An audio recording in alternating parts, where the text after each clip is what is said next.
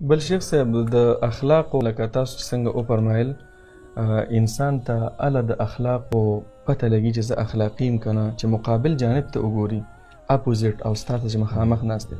اوس بالفرض و تقدیر تا سره په لاره کې یو سړی میلاو شو، نو که هغه سره تا بد اخلاقي وکړه، هغه ستا بد اخلاقي هغه نه برداشت کوي.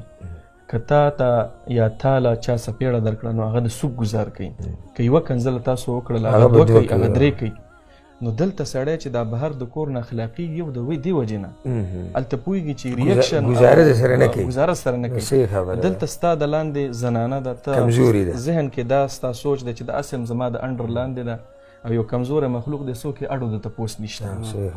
نو په دې وخت کې سړی د اخلاقو مظاهره وکړي. دا د دې وجې نبي علیه الصلاة والسلام د تاسو چې حدیث وفرمایه د دې وجه هم اصل کې کیدای شي یو وجه هم دا وي چې خیرکم خیرکم لاهلي، ځکه دا کمزوری مخلوق دی، دا تاسو مقابله کولی نشي او د دې په مقابل کې تاسو تواضع عاجزي وکړئ، نو دغه خوش اخلاقي ده.